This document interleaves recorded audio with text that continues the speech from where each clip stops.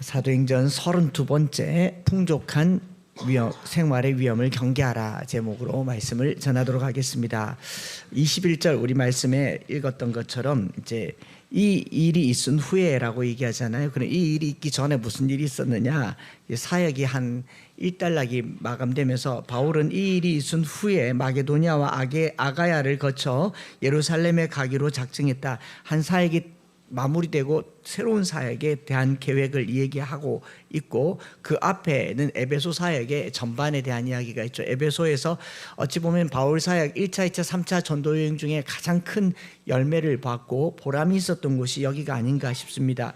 열매가 풍성했어요. 은 5만이나 불태우고 마술하는 사람이 주를 따르기도 했고, 2년 동안 두란노에서 매일같이 말씀을 전하기도 했고, 그 20절에 보면 말씀이 이와 같이 흥왕하여 세력을 얻었다. 하나님의 말씀이 편만하게 펼쳐지는 것을 보았습니다.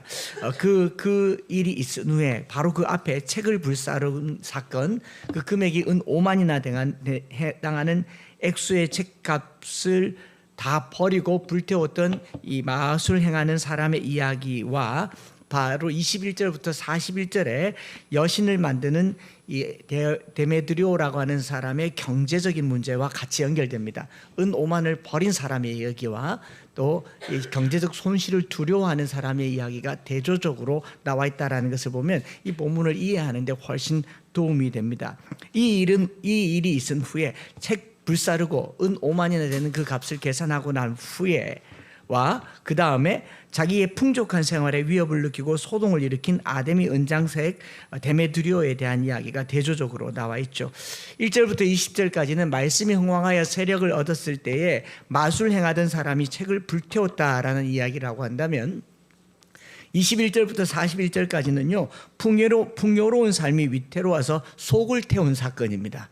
제가 혼자 본문을 이렇게 읽으면서 책을 태울 건가, 속을 태울 건가, 돈을 태울 건가, 속을 태울 건가, 이런 이야기가 여기 이렇게 기록되어 있는 것이죠. 오늘 우리가 뭘 태워야 되느냐라는 걸 말하고 있는 겁니다. 이렇게 1절부터 20절까지 에베소 사역이 마무리될 즈음에 또 하나의 사건이 일어난 거죠. 23절 보면 이 도로 말미암아 일어난 한 사건, 그래서 21절부터 41절의 중심 단어는 이 도로 말미암아 일어난 일이죠. 이 도로 말미암아 일어난 소동이라고 얘기하고 있는 이 도는요, 도를 아십니까?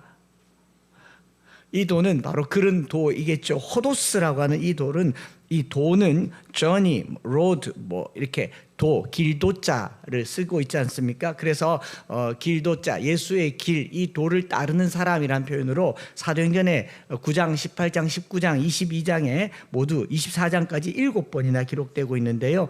누가는 예수를 따르는 이 복음의 내용을 도라고 표현하고 있습니다. 또는 길이라고 얘기하고요. 우리 기독교 처음에 기독교라고 얘기하지 않고 우리 한국 개신교의 기독교를 기독도라고 얘기했어요. 왜냐하면 예수님께서 내가 곧 길이요 진리요 생명이라고 말했던 그 길이기 때문에 그래서 도라고 말했고, 일반적으로 도는 수행한다, 득도한다, 도를 터득한다, 경지에 이르는 깨달음을 이제 도라고 이해했잖아요. 그래서 저는 아주 어릴 적에 돌을 닦는다라는 말을 도를 닦는다로 이해하지 않고 돌을 닦는다로 이해를 해가지고, 저기 그 산에 가면 승려들이나 도사들이 이제 돌 앞에 가서 돌을 닦는 줄 알았어요. 열심히 돌을 닦아서 돌이 반질반질해지면 이제 득도하는 걸로. 그래서 승려들의 머리가 반질할수록 많이 닦았다, 고래 생각에 어릴 적에, 지금은 아닙니다. 한자어를 모를 때 머리를 박박 밀어서 닦는 거를 돌을 닦는다 이렇게 이해했던 적도 있어요. 그런데 실제로 이제 호도스라고 하는 말은 길이라고 하는 의미고, 그 길은 예수께서 걸어갔던 그 길에 대한 의미로 고대 사회에서는 오늘날 우리는 닦여진 길을 다니기 때문에 무슨 로라고 말을 하지만, 고대에는 길이라고 하는 것은 많은 사람들이 자주 왔다 갔다 해서 자연스럽게 생긴 게 길이지, 길을 먼저 내지 않았어요. 로마가 세계를 정복하려고 아피아 가도 길을 만들었죠. 로마의 전차들이 다닐 수 있도록 길을 만들었지만 고대에서 길은 사람들이 많이 다니는 게 길이고 또 여러 사람들이 오래 다녔던 그 흔적들을 우리는 길이라고 얘기합니다. 그래서 호도스라고 말할 때는요, 어떤 목적에 이르기 위해서, 진리면 진리 아니면 목적지면 목적지에 이르기 위해서 많은 사람들이 걸어갔던 발자취를 길이라고 보는 거죠. 목적지까지 가기 위한 가장 중요한 수단이 바로 이 도라는 겁니다. 저는 말씀 보면서 이 글자가 조금 눈에 많이 들어왔어요. 실제로 기독교는요, 길의 종교예요. 길 위의 종교라는 표현을 쓰는데, 제가 유튜브는 아니고 개인 유튜브 계정, 구독자도 없고 뭐 영상도 하나도 없는 제 개인 계정에 제 이름이 뭐냐면 길 위의 목사라고 썼어요. 왜냐하면 제가 걸으니까 기독교는 길 위의 종교가 바로 기독교라고 얘기하고, 그걸 우리는 필그림이라고 말하죠. 예수님께서도 계속 걸으셨습니다. 예루살렘, 베다니, 가버나움, 갈릴리, 요단강 등지를 걸어 다니면서 길에서 보냈던 내용이 예수님의 가르치심이고, 누가복음 마지막에는 우리 교회 이름 나오잖아요. 엠마오로 가는 길에서 예수님을 만났고 예수님께서 말씀을 풀어주셨을 때에 가슴이 뜨거워졌고, 엠마오 마을로 들어갔지만 금방 예수신 줄 알고 나와서 예루살렘으로 돌아왔던 그 길이 중요하다. 그래서 엠마오라고 하는 목적지가 중요한 게 아니라 여기로 오는 길이 중요하죠. 그래서 여러분들은 이 먼 길을 와서 예배 드리고 은혜 받고 다시 돌아가면 됩니다. 여기서 천년만년 살면 안 되잖아요. 그래서 그 길이 바로 진리며 생명이었다. 목적지에 이르기까지요. 여러분, 길이라고 하는 걸 걸어가 보면 길은 목적지에 이르기까지 우리의 발걸음을 계속 재촉하고 독려하는 성향이 있습니다. 길에 있는데 그냥 그대로 앉아서 쉬어라, 오늘은 여기서 자고 가라, 그렇지 않아요. 항상 일어나서 걷도록 합니다. 때로는 피곤해서 잠시 머물러 있기도 하지만 언제든지 길 위에 있는 사람은요, 다시 걸어야 할 마음의 짐을 갖는 것, 이걸 길이라고 얘기해요. 그리스도인들의 삶은 안주하거나 정주하는 삶이 아닙니다. 주님의 십자가에 이르기까지 끊임없이 걸어야 되는 것, 이걸 우린 도라고 얘기하고 필그림이라고 얘기를 하죠.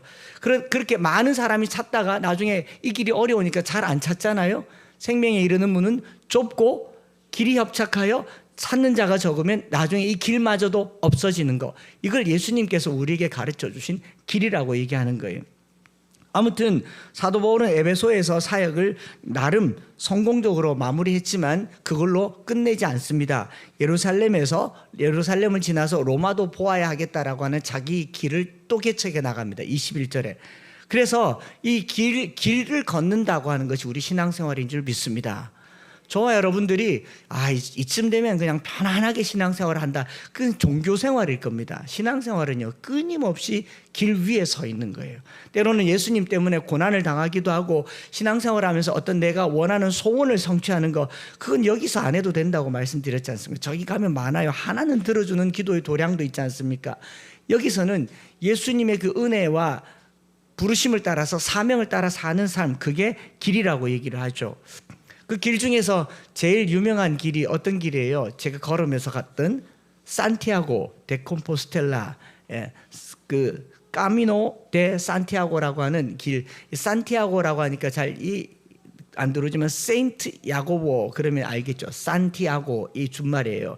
야고보 성 이름이 세인트 야고보 성당이 있는 도시가 산티아고 데 콤포스텔라인데, 이 야고보가 9세기 스페인 산티아고 데 콤포스텔라에 야고보의 유해가 발견됐다라고 해서 야고보를 만나러 가는 길, 혹은 야고보가 복음을 전하러 갔던 그 길이 프랑스 길, 남방 길, 이렇게 실버 길, 이렇게 해서 길이 여러 길이 있는데, 그 중에서 프랑스 길이 이제 한 799km, 2017년도에 제가 걸어가 봤던 그 길이잖아요. 거기서 이틀 잠자는 사람 없습니다. 자고 일어나면 가야 돼요. 알베르그라고 하는 숙소에 10유로, 5유로 이렇게 주고 2층 침대에, 그것도 늦게 들어가면 2층에 올라가야 되는데, 하루 종일 걷다가 2층에 올라가면요, 기어서 올라갔다가 내려올 때 잘못 내려오면 떨어지기도 하고, 그런 2층 침대에서 자고 일어나서 새벽까지 또 일어나서 다 가고 없어요. 출발은 얼추 비슷하게 하는데, 그 유럽 사람들이 발품이 얼마나 긴지 막 같이 부엔 까미노하고 출발했는데 1시간 지나면 다 사라지고 저 혼자만 걸어요. 다리가 짧은 게 이렇게 비애가 되는 걸 느끼는 데가, 그럼에도 불구하고 그 길은 어떻습니까? 끝까지 한 방향입니다. 반대 방향도 없어요. 한 방향. 노란 화살표 방향이 있어서 그 길을 추구하게 만드는데 한번 걸어보면요. 도라고 하는 게요. 끝이 없구나. 목적지에 이르기까지 끝까지 우리를 가게 하는 것이 길이구나. 1년에 한 27만 명이 방문하는 곳이 산티아고인데 이런 걸 우리 길이라고 얘기해요.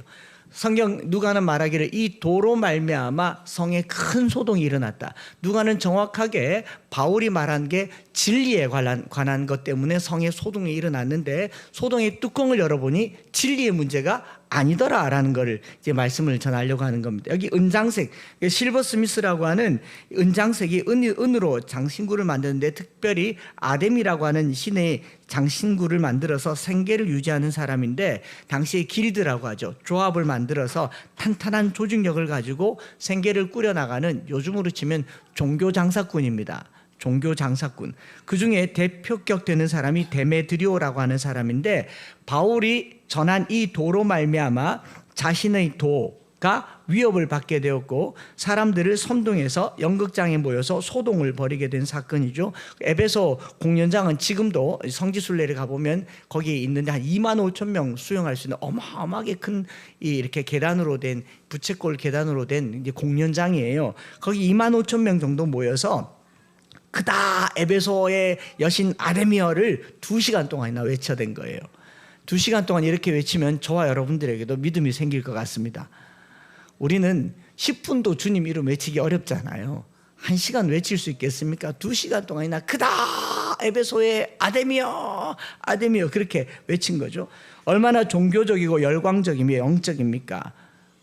그렇죠. 그래서 이 종교적이고 열정적인 사람들의 표현을 보면 데메드리오의 도가 바울이 전한 예수의 도와 마찰이 일어났는데 데메드리오가 전한 아데미의 도가 예수의 도보다 더 큰 것 같아 보인다라는 거죠. 표면적으로.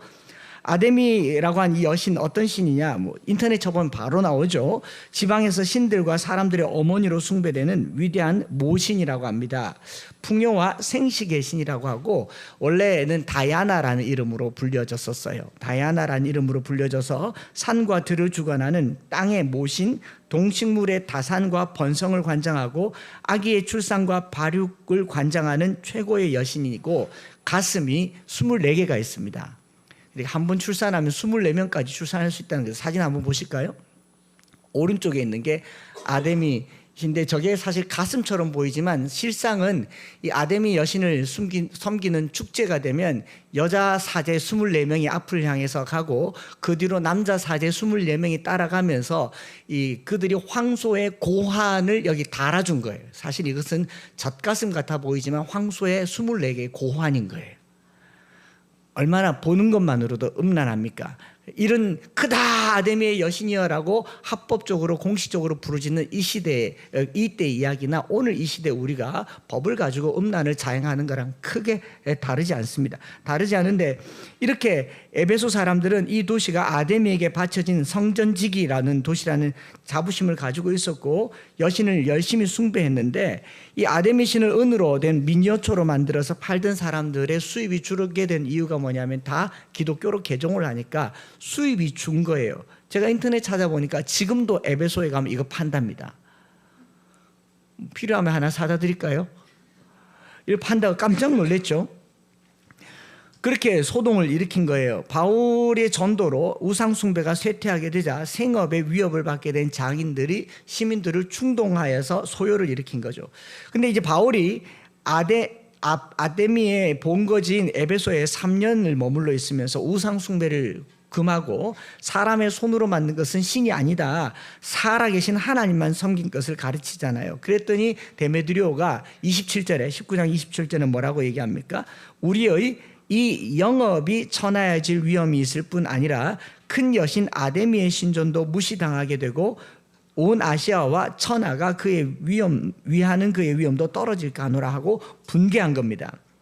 표면적으로는 바울이 전한 도와 아데미의 도가 경쟁하는 구도를 나타내고 있어요. 그리고 자기들의 신을 보호하고 종교심을 극대화시키는 거죠. 왜냐하면 아데미의 위엄도 떨어질까 하노라, 우리의 신전도 무시당할까 하노라. 여기에 얼마나 코미디가 들어가 있는가를 보세요. 신이 사람을 지키고 있습니까? 사람이 신을 지키고 있습니까? 이게 종교의 모순이라고 하는 거죠. 신이 사람을 보호하고 돕는 게 아니라 사람이 신을 지키려고 하는 거예요. 여러분, 기독교에도 이런 모순적인 요소가 가끔 들어올 때 우리는 분별하시기 바랍니다. 우리가 하나님을 지킨다라고 생각하시면 안 됩니다. 하나님이 우리 하나님이세요.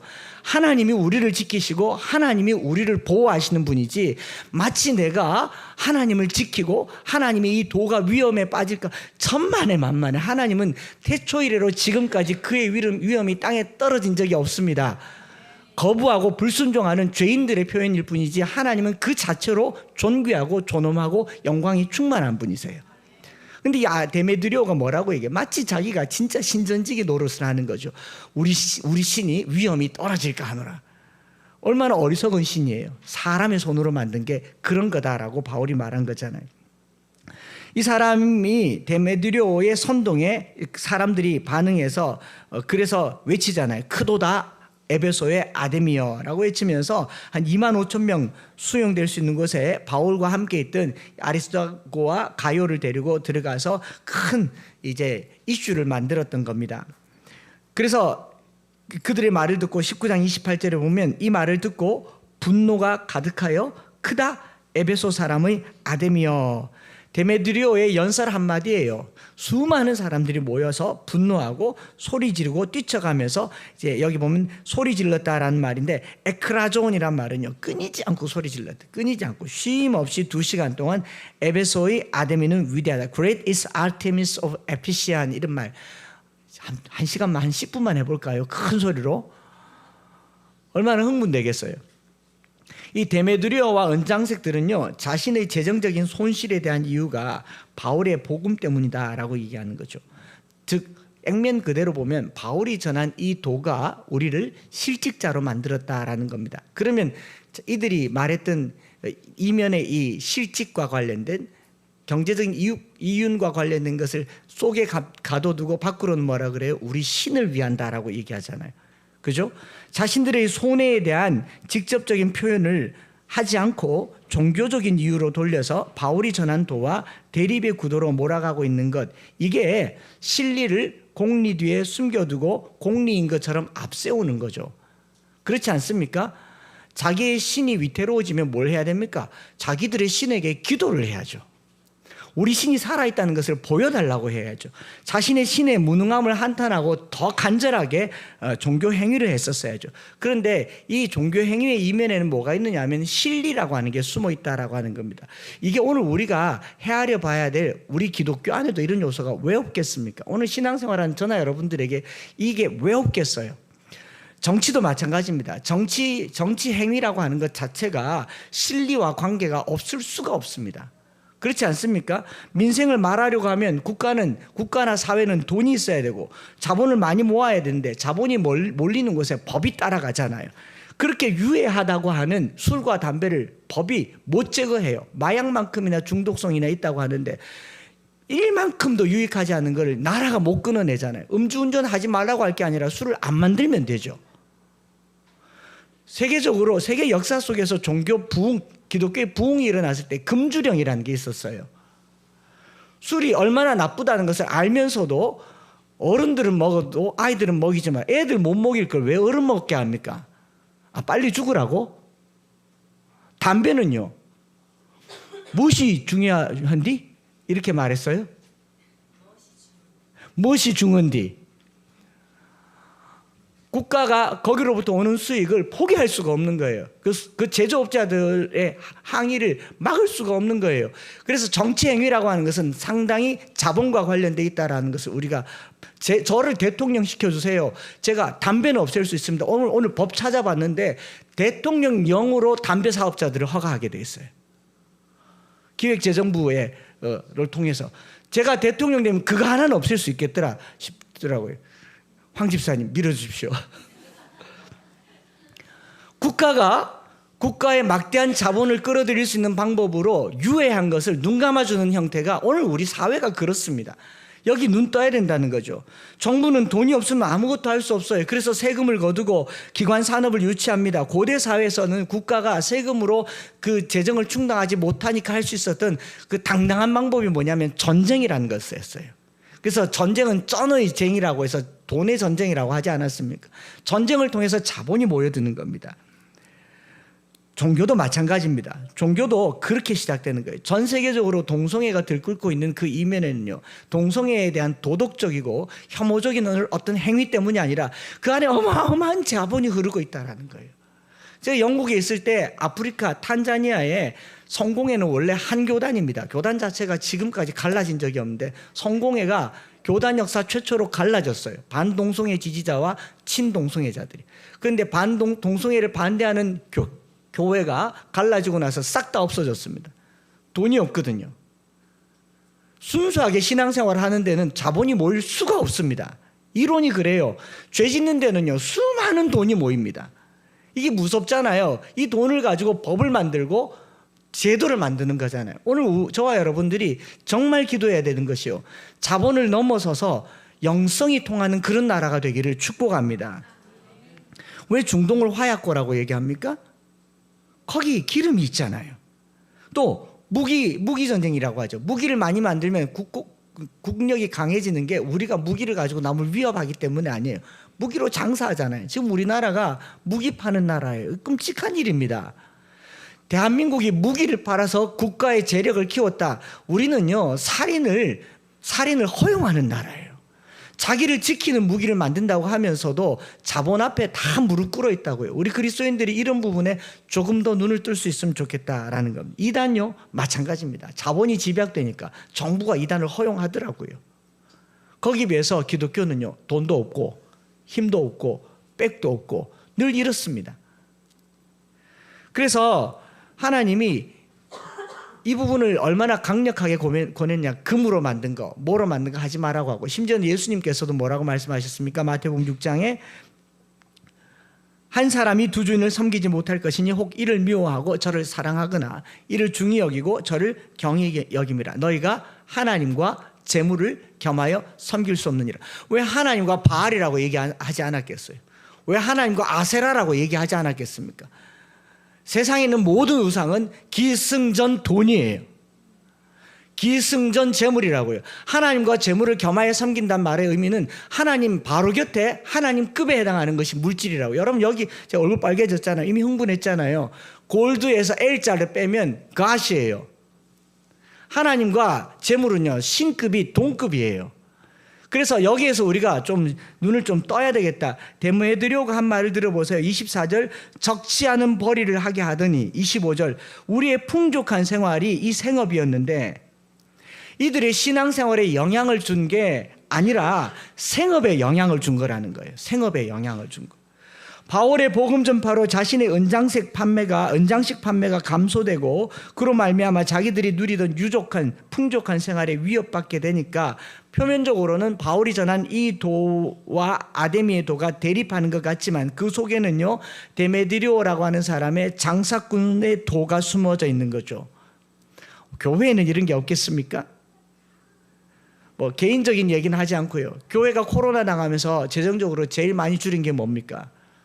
선교비고 교육비였어요. 선교사님들이 그렇게 말하더라고요. 교회가 돈 없으면 선교를 제일 먼저 줄인다. 우리가 피해자다. 뭐 그거는 교회마다 사정이 다르고 상황이 달라서 그렇겠지만 교회도 데메드리오의 음성을 듣게 됩니다. 성도들에게도 데메드리오라고 하는 음성이 있어요. 우리의 풍족한 생활이 이 생업이었는데 우리의 영업이 천하여질 위험이 있을 뿐 아니라 큰 여신 아데미의 신전도 무시당하게 되고 온 아시아와 천하가 위하는 그의 위험도 떨어질까 하노라. 표면적으로는 큰 여신 아데미의 신전이 무시당하게 되고 그의 위험도 떨어질 것 같다라고 하지만 그 이면에는요, 내 생업이 위태롭다라고 말하는 거죠. 여신을 빙자한 자신의 주머니 챙기기가 데메드리오의 스피릿이었습니다. 여러분 예수 믿고 산다는 거요, 미안하지만 어떤 의미에서 풍족한 생활에 대한 위협받게 되는 것을 각오하셔야 예수 믿는 겁니다. 예수 믿고 부유하게 산다, 이거 다른 개념이에요. 조금 이따 더 말씀드리겠지만 마음의 요동이 일어나는 게 아데미 신전 때문이 아니라 내 풍족한 생활이 위협을 받게 된 거예요. 데메드리오는 자기가 옳다고 여기는 말을 설득력 있게 말했고 많은 사람들은 소동했습니다. 자, 데메드리오의 본심이 아데미 여신을 향한 신앙심입니까? 경제적 이득 때문입니까? 오늘 우리 교회에, 우리 신앙 안에 이런 게 없겠어요? 내가 신앙생활하면서 손해를 보면 예수님을 따를 수 있겠습니까? 그럴 각오를 할 수 있겠습니까? 내 경제적 이득이, 풍요로운 삶이 위태로워지면 학원비를 먼저 끊습니까? 헌금을 먼저 끊습니까? 너무 솔직하게 말했습니까? 제가 그런 얘기를 들었거든요. 목사님, 제가 요즘 헌금을 잘 어렵겠지. 하나님께서 채워주시기를 바란다. 기도할게. 그런데 사실은 못하는 게 아니라 사실은 마음이 없는 거겠. 자기가 그렇게 말했어요. 우리 아들 학원도 보내고는 다 해요. 듣는 하나님 굉장히 섭섭한 말을 목사 앞에 그렇게 하면 안 되죠. 그게 데메드리오예요. 하나님께 하는 것과 사람에게 하는 것 중에 갈등이 일어나는 게 데메드리오라고요. 우리 안에 있습니다. 미안하지만 우리 모두에게 있어요. 저를 포함해서. 풍족한 교회의 재정을 등에 입고 하나님을 이용하게 될 때 영적인 소동이 일어날 겁니다. 교회도 성도도 풍요로움에 신앙의 소동이 일어나지 않기를 축복합니다. 누가 말하기를 성도가 부자가 되면 좋잖아요. 그래야 선교도 하고 구제도 하고 더 많이 주를 위해 산다고. 주님 주시면 다 받으면 좋죠. 주님 주셨는데 다 받았는데 왜 그걸 놔뒀습니까? 주님 위해서 온전하게 써야지. 그러면 아니잖아요. 그 횡령이라고 말씀드렸지 않습니까? 성도의 삶의 풍요로움이요, 굉장히 위험합니다. 성도의 삶의 풍족함은 아주 위험한 일이에요. 끊임없이 말하지만요, 기독교 역사 속에 기독교가 풍요로웠을 때가 가장 위태로웠을 때예요. 성도들의 삶이 넉넉할 때 불안해하셔야 됩니다. 제가 이렇게 강의도 하고 설교도 하고 이렇게 하면서 통장에 그때가 제일 불안했어요. 지금 너무 좋습니다. 잔액 15만 원 너무 좋아요. 아쉬울 게 없어요. 사기꾼도 두렵지 않아요. 없으니까. 또 누가 그렇게 묻더라고요. 아브라함도 부자였잖아요. 요셉도 복 받았잖아요. 다윗도 솔로몬도 복 받았잖아요. 너무 어린애 같은 신앙생활 하는 거 아닙니까? 예수님 뭐라 그러셨습니까? 마태복음 19장 29절에 내 이름을 위하여 집이나 형제나 자매나 부모나 자식이나 전토를 벌인 자마다 여러 배를 받고 또 영생을 상속하리라. 머리 둘 것도 없이 사신 분이 예수님이세요. 예수님을 따르겠노라고 하면서 땅의 것을 가지겠다고 한다? 여러분 신앙생활을 잘못하는 겁니다. 제가 책망하는 걸로 듣지 마시고 하나님의 음성으로 들으시기를 바랍니다. 풍족한 생활을 위해서 신앙을 등에 업고 있는 사람이 데메드리오입니다. 물질 앞에서 풍요로움을 추구하는 섬김이 아데미처럼 우리에게 있습니다. 우리는요, 또 한 번 우리가 믿고 있는 이 도가 나에게 경제적인 유익이 목적인지 예수님이 걸어가셨던 그 순례의 길을 걷는 것이 십자가의 도가 그 길인지 묵상해 보아야 합니다. 예수님께서 말씀하셨어요. 마태복음 8장 20절에 여우도 굴이 있고 공중의 새도 거처가 있으되 인자는 머리 둘 것이 없다 하더라. 아니 그러면서 한경직 목사님 같은 분은 엄청 극찬을 해요. 왜냐하면 재산을 안 남겨줬다. 그런 걸 막 극찬하는데 제 속으로 니는 당신 그럴 수 있냐고. 누구도 그럴 수 없어요. 자식들에게 집 한 채 더 남겨주려고 분양 아파트 사무실 쫓아다니는 게 우리잖아요. 그러면서 그런 목회자들 칭찬하는 거는 나는 못한다라는 것에 데메드리오 같은 소리를 하는 거죠. 진실한 그리스도인이 실질적으로 부자가 되는 경우는 미안하지만 별로 없습니다. 부자이지만 부자로 사는 사람이 아니라 신실한 그리스도인의 부자는요, 그가 성자가 됐을 때 비로소 인정을 받는 겁니다. 왜 아멘 안 하십니까? 어렵죠. 하나님께서 애써 부자를 만들어 주신다고 하셔도 그는 부유하게 살지 않아요. 성자가 되려고 합니다. 부자임에도 불구하고 성자처럼 사는 사람이 그리스도인입니다. 아닌가요? 부자가 되려 하지 말고요, 성자가 되려 하세요. 그게 성도의 삶입니다. 적어도 저에게 그리스도인이라고 하는 정의는 그래요. 그가 남에게 유익을 주는 사람인지 자기의 손해를 아까워하는 사람인지 그것만 봐도 예수가 그 안에 있는지 없는지를 알아요. 적어도 그런 마음의 갈등을 한 번쯤 해본다면 이런 어이없는 소동에 표면적으로 드러나는 몇 부류의 사람이 있는데요. 그 데메드리오와 같은 선동자, 코미디같이 기록돼서 자세히 읽어보면 아주 웃기는 장면이 있어요. 데메드리오가 와 아데미야 하고 뒤에 가면 없어져요. 어디 갔는지 없어져요. 한마디만 더 했으면 되는데 사라진. 그럼 또 보면 이유도 모르고 따라가는, 영문도 모르고 따라가는 군중들이 있고 그걸 해산시키는 서기장들이 있는데, 여기 보면요, 선동자에 해당하는 데메드리오, 이기적인 소수입니다. 자기의 신념을 신앙으로 착각하고 다른 사람들까지 요동하게 하고 동참시키려고 하는 사람들, 아주 이기적인 사람이에요. 약은 사람입니다. 끝까지 싸웠어야지. 그럼요. 뒤에 가면 다 사라져요. 소리 소문 없이 사라지는 사람. 자신의 직업, 직분, 직책의 위신이 떨어지고 수입이 줄어들었기 때문에 소동하는 겁니다. 빌립보에서도 이런 일들이 있었어요. 복음이 전해지니까 종교를 빙자해서 돈벌이 하던 사람들이 빌립보서 사도행전 16장 19절에 뭐라고 기록되어 있습니까? 자기 이익의 소망이 끊어진 것을 보고, 이익의 소망이 끊어진 것을 보고, 그 귀신 들린 여종의 주인들 보고 말하는 거잖아요. 에베소도 예외가 아닙니다. 복음이 흥왕하고 우상 숭배가 쇠퇴하니까 우상을 만들어서 영업하던 사람들에게 치명적인 타격을 받은 겁니다. 그들이 이 무지한 에베소 사람들, 이 소동을 일으킨 사람들 뒤에 보면 무지한 에베소 사람들의 이 신앙을 이용해서 돈벌이 하던 사람들이 바로 데메드리오 같은 사람입니다. 자신의 직업이 천해지고 이제까지 풍족한 생활을 누렸는데 이제 그런 호황을 누릴 수 없는 것에 문제를 삼는 사람. 여러분, 물질이 내 신앙에 영향을 주지 않기를 축복합니다. 한번 내놔 보세요. 아니, 우리 교회에 헌금하란 말이 아니라 물질을 한번 이렇게 딱 끊어놓고 내가 아니다 생각해 보세요. 그때 내 신앙이 비로소 드러납니다. 누가 이번에 교회 이전하면서 어떤 분이 저보고 그러더라고요. 자기는 모태 신앙이고 오래 신앙생활을 했지만 우리 교회는 아니에요. 엠마오 교회가 이 일을 저지르는 걸 보고 이렇게 말하더라고요. 그 터무니없고 턱도 없는 일을 하는 걸 보고 자기 신앙의 밑바닥이 드러났고 밑바닥에서부터 하나님을 의지하는 법을 새로 배웠다 그러더라고요. 이 매천중앙교회 임시당회장 목사님이 그렇게 말씀하셨어요. 그 고려신학교에 강의하시면서 이 교회에 후임교회로 오려고 여러 목사님들이 다녀갔다.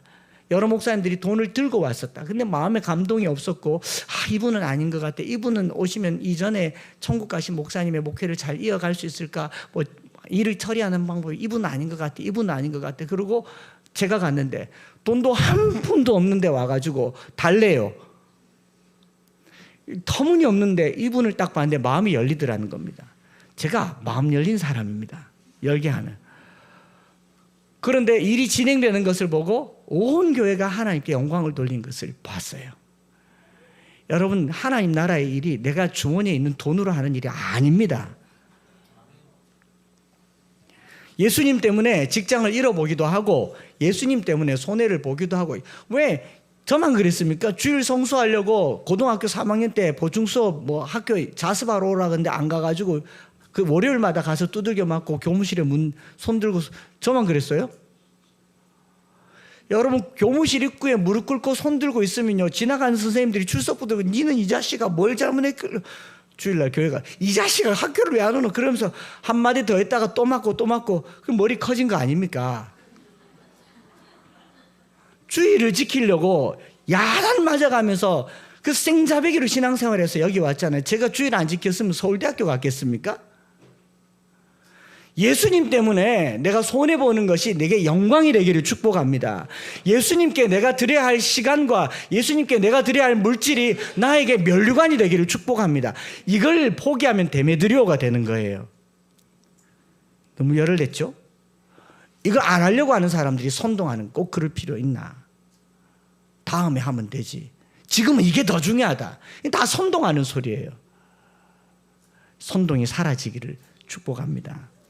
영문도 모르고 따라다니는 사람들 보세요. 여기 보면 태반은 어찌 모였는지도 모른다 그래요.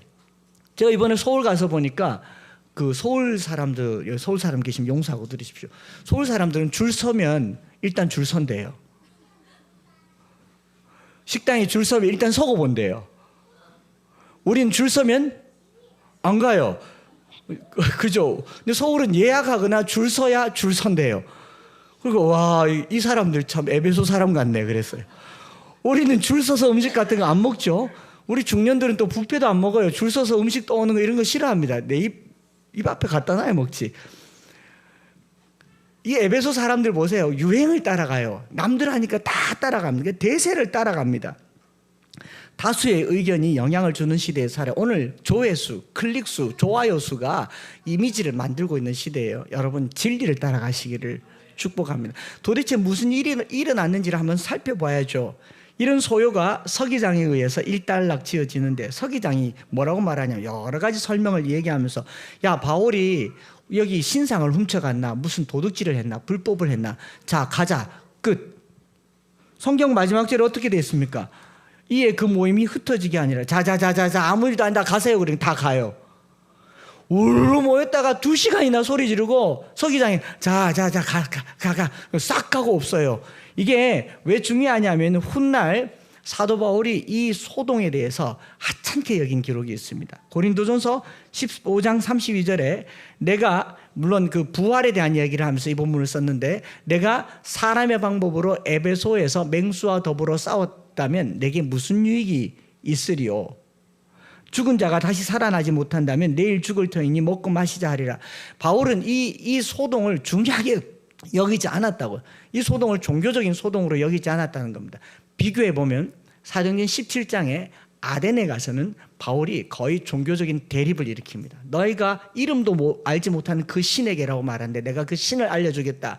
하나님에 대해서 철저하게 얘기하잖아요. 그런데 여기서는 아데미 여신과 하나님에 대한 비교를 일치하고 있지 않아요. 사도 바울은 이 상황을 정확하게 간파합니다. 돈 때문이구나. 돈 때문이구나. 돈을 빙자한 종교 전쟁을 벌이려고 하는구나. 여러분 여기에 우리 영이 깨어있기를 축복합니다. 해프닝인 거죠. 해프닝인 거. 오늘 우리가 또 교회적으로 기독교적으로 큰 행사를 준비하고 있습니다. 큰 예산이 들 거고 그 일 가지고 제가 읽어보니까 이렇게 저출산 극복을 위해서 또 동성애 복귀자들을 위한 치료 회복 여러 예산들이 필요한데 굉장히 리스크가 커요. 하지 말란 말이 아닙니다. 하긴 하는데 분별하시기 바랍니다. 분별하여서 정말 세상의 악과 싸우고 세상의 불의와 싸우는데 귀 쓰임 받도록 기도하고 저희는 단일 기도를 통해서 나라를 위해서 더 기도할 것입니다. 이 해프닝이죠. 참으로 쉽게 끝난 사건인데 우 모였다가 우 흩어진 사건. 여러분 제가 이 말씀 읽으면서 제 설교 원고에도 이렇게 썼어요. 진리를 따를 것인가 실리를 따를 것인가. 저희 교회가 지난 2달, 3달 동안 겪었던 것 중에 이 요소가 왜 없었습니까? 돈이 없는데 왜 이 일을 하느냐? 왜 비싸게 했느냐? 여러분 진리를 따라 갔으면 좋겠어요. 말씀을 마무리할 텐데요.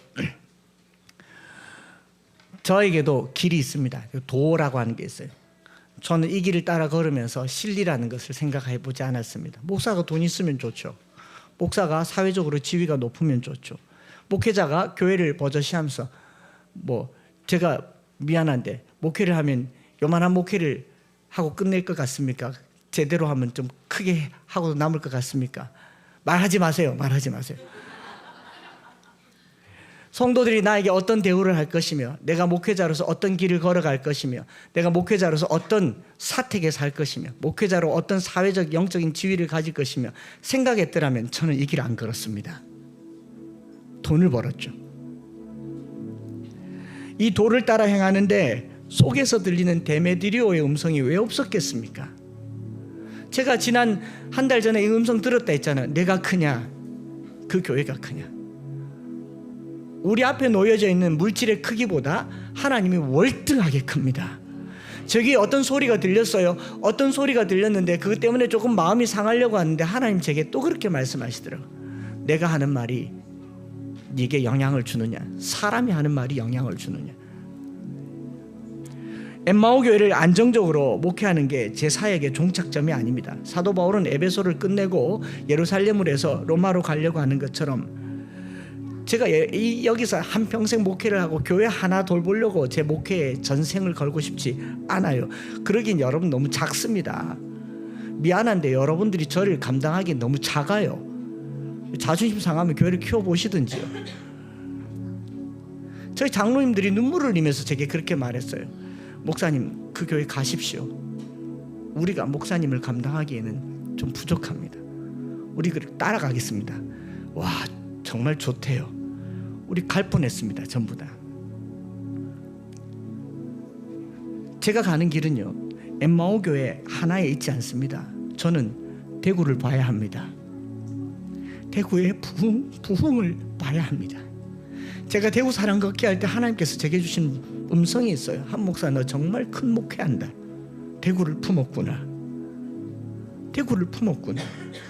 이 엠마오 교회 하나에 누가 말하기를 목사님이 우리랑 함께 있기를 원하는데 저는 밖으로 나가는 사람이에요. 그게 싫으면 여러분들도 나가시든지 아니면 여러분들이 교회를 지켜주시든지 둘 중에 하나를 하세요. 저를 가지려고 하지 마세요. 주님을 가지세요. 주의 말씀을 붙드세요. 우리 함께 길을 걷는 사람들 아닙니까? 이 길을 걷는 사람들이 여기 안주하려고 교회 목회지라고 하는 것을 만들어 둔다면 저는 답답해서 못 견딜 겁니다. 키는 작지만요, 제 마음은 훨씬 더 큽니다. 제가 섬기는 교회가 이거 하나뿐 아닙니다. 대구에도 있고 서울에도 있고, 지난주에는 미국의 교회가 엠마오 교회로 이름 바꾸겠대요. 미국에도 있어요. 목회자를 교회 가둬두고 우리 목사님 하지 마세요. 주님 일할 수 있도록 좀 밀어주세요. 그리고 함께 기도해 주세요. 어디 가서 뭘 하는지, 누구에게 말씀 전하는지, 말씀 전하고 어땠는지. 교회를 새로 옮겼다고 거기 주구장창 들어앉아 있지 않을 겁니다. 여러분들이 하세요. 저는 부르심 따라서 또 한 번 더 걸을 수도 있습니다. 이전 기념 대구 사랑 걷기 37회 할 수도 있죠. 심장 치료하고 나서 아니겠습니까? 헛된 해프닝에 시간과 에너지를 소비하지 말고요, 진리를 따라 걷는 저와 여러분들 되시길 바랍니다. 진리를 따라 걸으면요, 손해를 봅니다. 손해보는 건 당연한 일이에요. 그걸 아까워하면요, 이미 주님이 내 안에 없는 겁니다.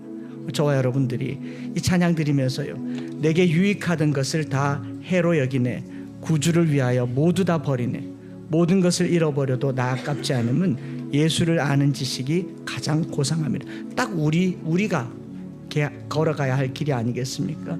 육체를 신뢰하지 않고 겸손한 마음으로 부활의 능력과 고난에 참여하며 그의 죽으심을 본받아 그리스도를 얻고 예수 안에서 발견되려 함이라. 돈을 얻는 것은 신앙이 아닙니다. 예수를 얻어야 신앙입니다. 예수를 가져야 신앙입니다. 그 신앙에 머무를 수 있도록 우리 같이 한번 찬양하면서 기도하십시다.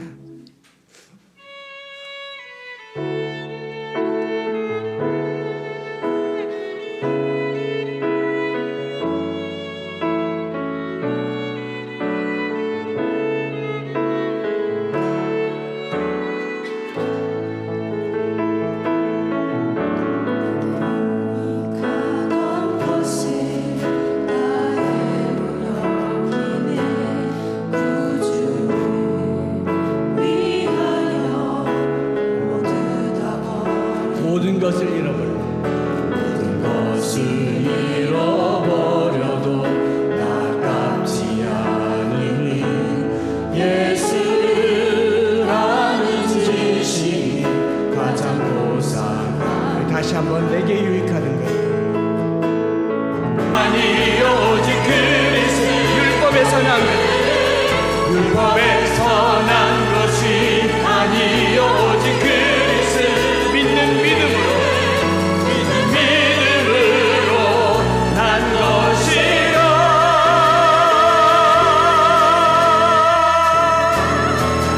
너를 향하여 그리스도 예수 안에서 구름의 삶을 위하여 달려가노라.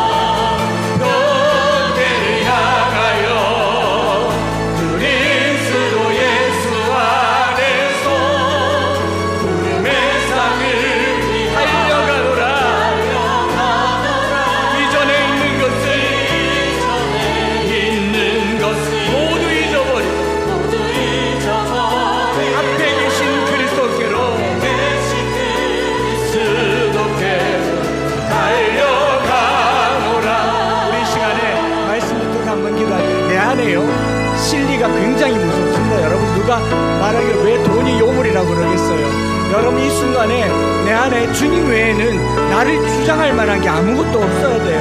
한번 끊어놔 보시면 알잖아요. 우리가 주님 앞에 내 시간이든 물질이든 그 자리에 주님 자리가 되게 하여 주옵소서. 그거 하나님과 재물을 겸하여 섬기지 않기를 원합니다. 제가 여러분들에게 헌금하라고 말하는 거 아니에요. 물질 때문에 시험 들지 말라고 하는 거예요. 내 안에 데메드리오의 음성이 있습니다. 하나님, 주님이 주인 되기를 원합니다. 예수가 그리스도가 되기를 원합니다. 주를 쫓아 살아가는 한 삶이 되게 하여 주시고, 표대를 향하여 로마도 보아야 하리라, 로마도 보아야 하리라. 우리가 매천동으로 가지만 그게 끝이 아닙니다. 하나님 부르심을 따라 끊임없이 달려가는 우리 교회가 되게 하여 주시옵소서. 한 주간 동안 사명 감당하게 해달라고 우리 주여 한번 부르짖고 합심해서 기도하겠습니다. 주여, 살아계신 아버지 하나님, 내 안에 은장색과 같은 마음의 노동과 소동이 불끓어 올라올 때에 예수님 그리스도 주님 한 분이심을 알게 하여 주시고, 이 도로 말미암아 소동이 일어날 때에 내 안에 주를 따르는 은혜가 있게 하여 주옵소서. 주님 따라 이 길 걸어가는 은혜가 있게 하여 주시옵소서.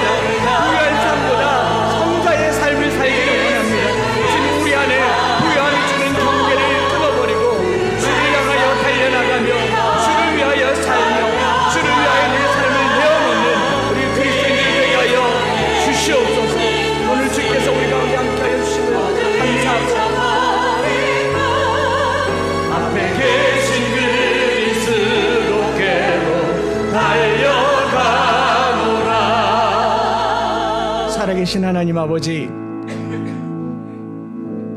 아데미를 위해서 25,000명이 들어가는 곳에 모여서 소동하고 소리 질렀던 그 2시간 반의 소요가 한순간에 사라지고, 돌이켜보니 별것 아니었던 것이 무엇인고 했더니 풍요로운 삶이었습니다. 삶의 풍족함이었습니다.